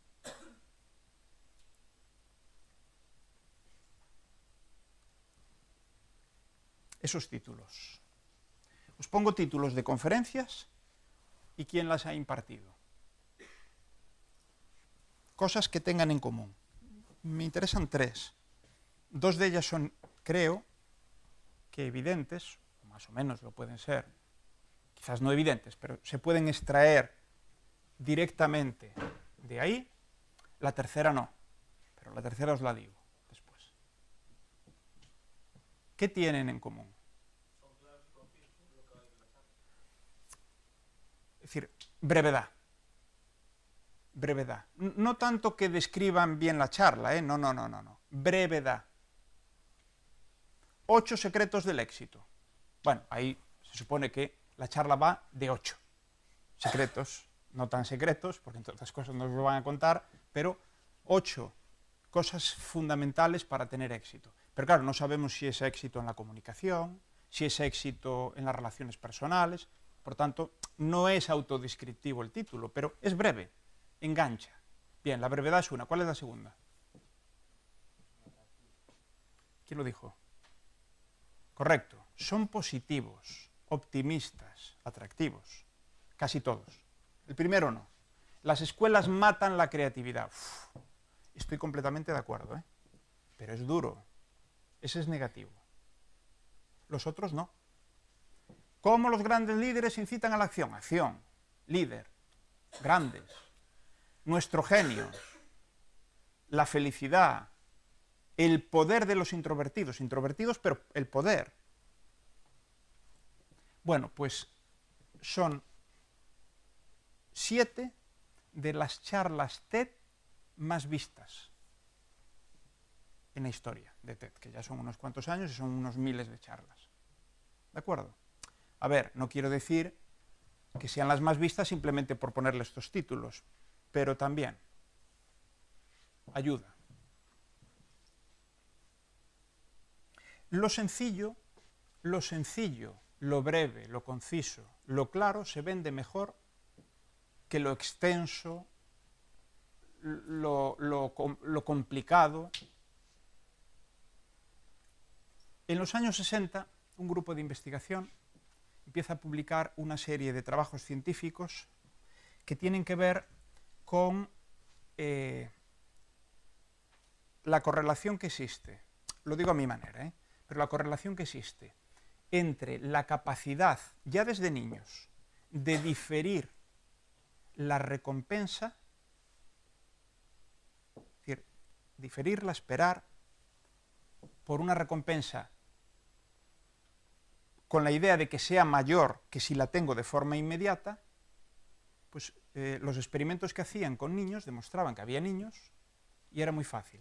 Los ponían, creo recordar, en una habitación y les ponían una golosina, los sentaban de uno en uno y les decían, bueno, ahora no salimos, tú quedas ahí, pero si en 10 minutos, creo que era, no te comes la golosina, te damos otra, o sea, 2. Si te la comes, pues entonces ya nada. Y es muy gracioso porque en internet hay algunos vídeos y veis cómo hay algunos que se los comen los demonios, es decir, que están y le echan la mano y vuelven para atrás y tal, acaban zampándosela, y hay otros, oye, que como si no fuera con ellos. Y 2 golosinas. Bueno, pues lo interesante del estudio es que siguieron a estos niños a lo largo de muchos años, en su vida ya personal, profesional, y vieron que había una correlación muy clara entre los que eran capaces de diferir la recompensa para tener una mayor y tenían después más éxito en la vida, frente a los que no. Bueno, esos artículos se empiezan a publicar, por ejemplo, alguno con este título, era en inglés, pero bueno, el paradigma de la demora autoimpuesta de la satisfacción inmediata en preescolares para la obtención de recompensas diferidas pero más valoradas. La fortuna que tuvieron, más allá del impacto científico, que era lo que buscaban, pero bueno, tuvieron otro después muy superior, una repercusión mediática, social enorme, gracias a que hubo un periodista, décadas después, que creo que en el New York Times saca un artículo sobre esto y lo titula así como el valor de la política de las golosinas o algo así, pero muy breve, muy sintético. Ahí vieron el filón, aquello empezó a tener enorme repercusión, interés mediático, y de hecho hay muchos libros, entre ellos este, que ya aprendieron.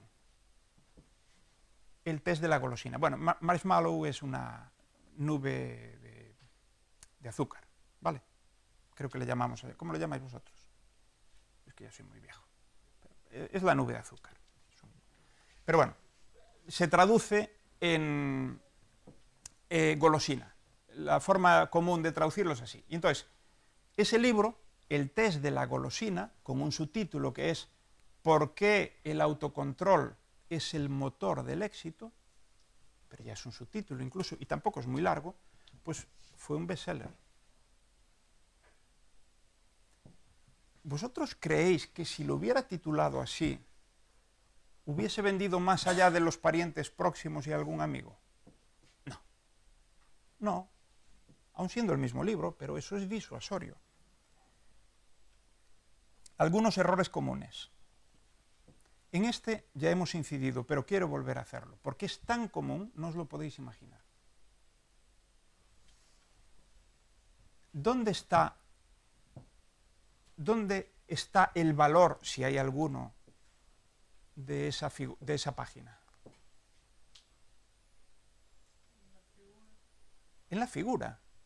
La figura es tremendamente útil. Aquí está todo esto. Pero claro, si yo la uso para trasladar la información que aquí está, pongo la figura y con la palabra explico. Porque en el eje de ordenadas, el eje de abscisas, y entonces se puede ver como no sé qué, pero no lo escribo. ¿Os dais cuenta? Pues este error, no os voy a decir ahora, faltaría más, que me digáis en concreto si algún profesor o profesora vuestro hace esto. Pero estoy seguro de que a lo largo de vuestros años, desde que, digamos, se os forma con el apoyo de PowerPoint y semejantes, habéis visto esto cantidad de veces. O esto. A ver, esto es lógico en un informe, en una memoria, porque tengo que dar una visión. Me ayuda un gráfico de ese tipo para ver de modo sistémico algo, para que estén todas las relaciones. Después las describo en el texto. Pero dejo que el lector tenga esa imagen, pueda acudir a ella reiteradamente, puede ir contrastando lo que se dice en el texto con lo que ahí aparece. Ahí es muy útil. Pero en una presentación esto es mortal. Ojo, si la presentación es una clase, quizás no, porque entonces si digo, oye, es muy importante que os fijéis que las empresas inciden, o sea, son las que demandan trabajo, inciden directamente en el mercado laboral y bla, bla, bla. Entonces sí, la tengo 10, 15 minutos, vale, pero si la pongo para que esté ahí un minuto, lo que estoy haciendo es generando antipatía claramente en el público. Las imágenes las carga el diablo, una cosa muy importante. Cuidado con lo que decís o con lo que mostráis. Incluso las cosas más inocentes hay que pensarlas bien, porque estamos en un mundo donde, para bien, pero a veces también para mal o para complicarnos la vida, todo tiene que ser hiperpolíticamente correcto. Y uno de lo más... Este es un caso que me pasó a mí, hace unos años, no muchos. En una charla puse esta imagen. ¿Y para qué? Buscando precisamente romper unas risas, porque jaji, tata. Se levanta una persona del público, me afea esto y me dice, me afea, no eso, a mí, y me dice, bueno, yo creo que no es pertinente esto, porque claro, esto es porque es una mujer, ¿no? Y claro, las mujeres no sabemos conducir. Hostia, ¿qué ve? Si yo lo que quería poner era el perro, que no sé si es macho o hembra, por cierto. O sea, mi idea era esta, no era... A mí esto me daba igual. Obviamente el perro no podía ir solo, porque entonces ¿de qué se está asustando? Pero un señor mayor me servía perfectamente igual, ¿eh? O un marciano, me da igual. ¿Qué segundo error cometí? El primero quizás no fue un error, porque oye, siempre te encuentras, en fin, que es imposible que a todo el mundo le parezca bien todo. Y hasta es bueno, vuelvo a repetirlo. Pero cometí un error. En lugar de decir, y eso tiene que ver con preparar las respuestas, en lugar de decir, oye, pues la verdad es que no lo había pensado, pero bueno, te agradezco lo que has dicho, porque nada más lejos de mi interés. No quiero, soy muy sensible con las cuestiones de género, y no la volveré a poner más. Os pido disculpas a todos. Esto es lo que tendría que haber hecho. Aunque pensase, venga, hombre, no me jodas. Pero es que lo dije. Dije, hombre, no me jodas. Vamos a ver, pero es que ya hasta aquí podíamos llegar, no me acuerdo exactamente, pero así como cabreado, ¿no? Como diciendo, mira, no era mi mejor día, probablemente. No se puede decir. Eso es el segundo error. Y eso es por no ir preparado para intervenciones que te pueden sacar, o interpelaciones, preguntas, críticas, que te pueden sacar completamente de contexto. Bueno, es sorprendente. Los ponentes muchas veces nos parecemos a los móviles y quizás estamos generando ya pues un parecido fruto del uso de la omnipresencia de los móviles. Entonces, yo al menos veo estas similitudes. Si veis alguna más, os agradezco porque puedo ir engrosando la lista. Una, hay ponentes que se ponen en modo avión. Entran, no dicen nada, no que no hablen, sino que son discursos vacuos, monocordes, ni se les ocurre preguntar, interpelar al público y desde luego evitan hasta mirarlo para que no haya tampoco alguien que levanta la mano y tenga que obligatoriamente decir, sí, tú quieres decir algo. O sea, modo avión. Yo lo que espero es que desconecten el modo avión en la familia, porque si no, mal asunto. Los que se ponen en modo altavoz, y estos hay muchos, es decir, los que dicen cosas en público, e incluso se grave o no se grave, pero en público, cosas que alucinas. Yo recuerdo muchos ejemplos, muchos casos, pero un expresidente del gobierno español, en Brasil, en una charla, digamos, pública, no era abierta al público, pero era pública, y había gente, sobre todo brasileños, pero no solo, de hecho yo no soy brasileño, insultó muy duramente a un presidente de un gobierno de otro país en ejercicio, muy duramente, pero no es que lo criticara, que eso, por supuesto, faltaría más. No, insultó. No digo que no se lo mereciese, pero eso no, yo creo que no. Yo lo juzgué, a mí eso me sorprendió además, muy negativamente, porque no es una persona, creo, que sea dada a eso. Los que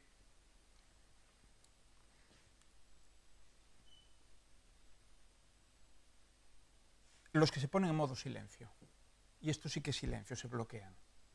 Es muy frecuente, y yo creo que se puede prevenir en cierta medida. Yo recuerdo, por ejemplo, un caso, yo creo que tú estabas, José, en un evento en México, año 2014, había unas 1.500 personas, y una emprendedora empieza a contar su pitch, y llega a un punto donde se para. Hasta ahí muy bien. Y llega a un punto donde se para y dice,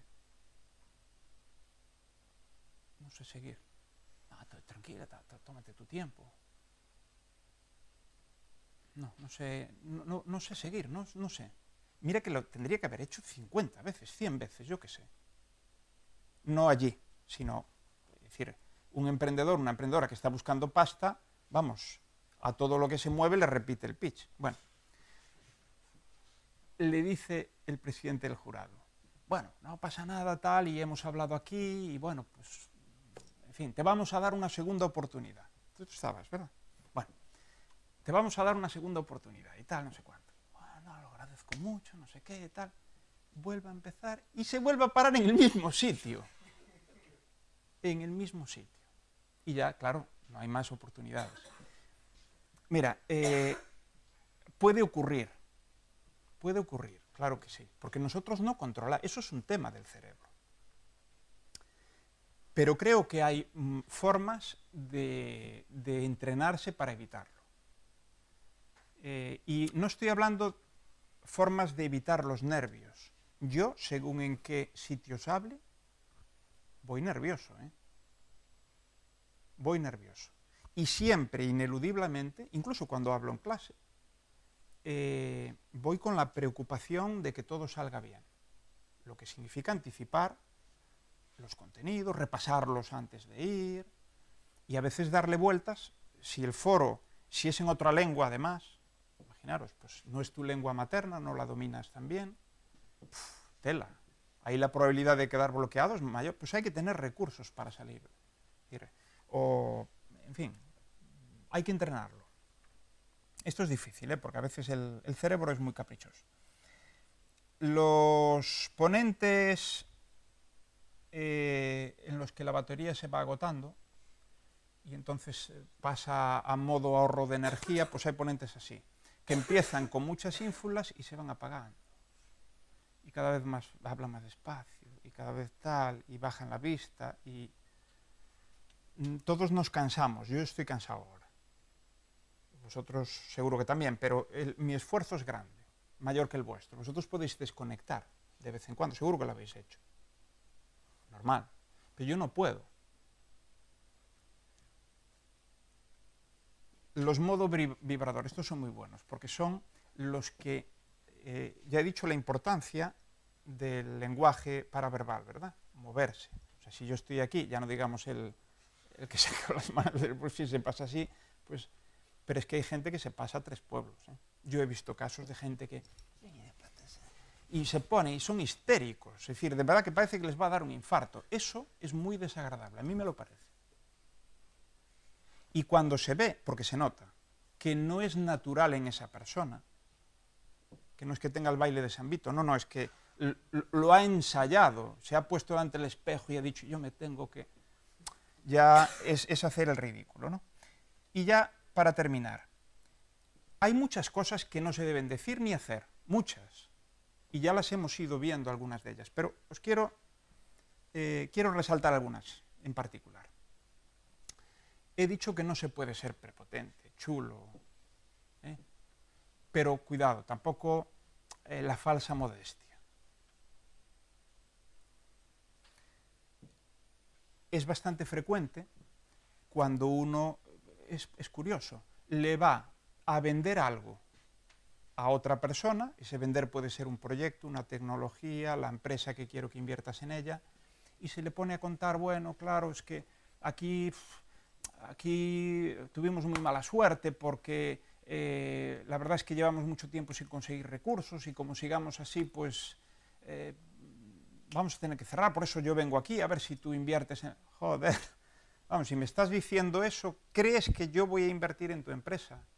¿O voy a invertir en tu tecnología? ¿O en ti?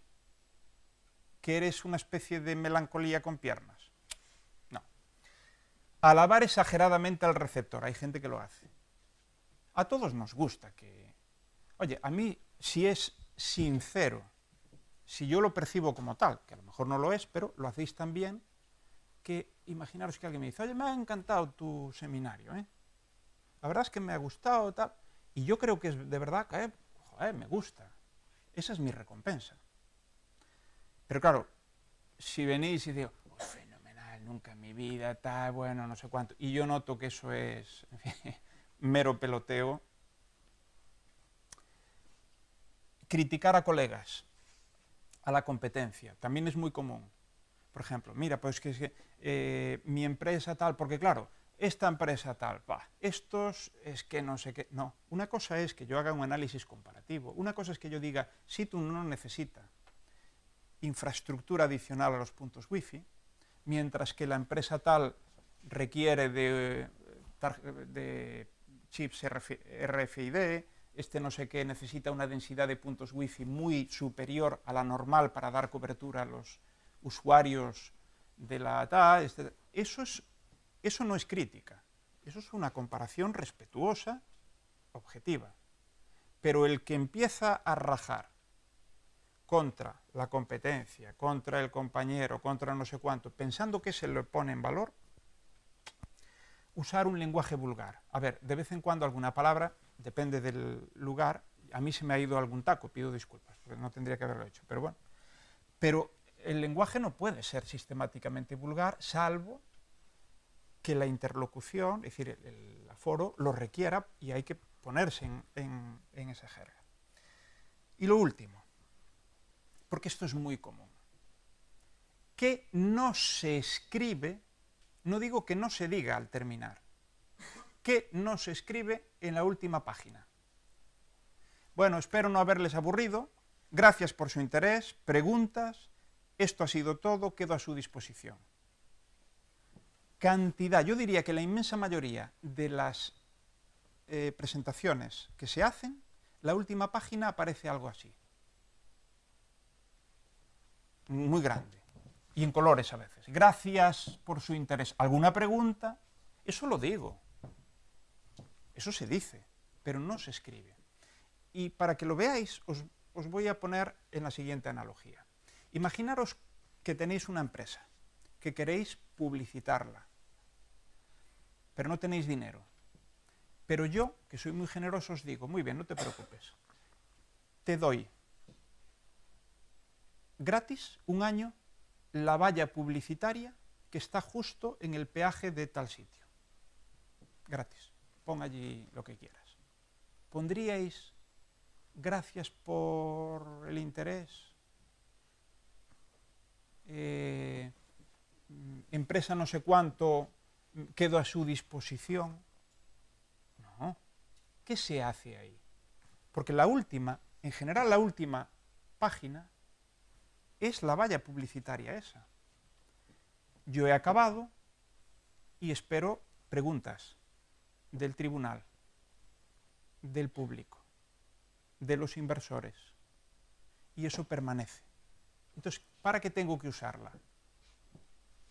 ¿Para decir la tontería de que quedo a su disposición o espero no haberles aburrido?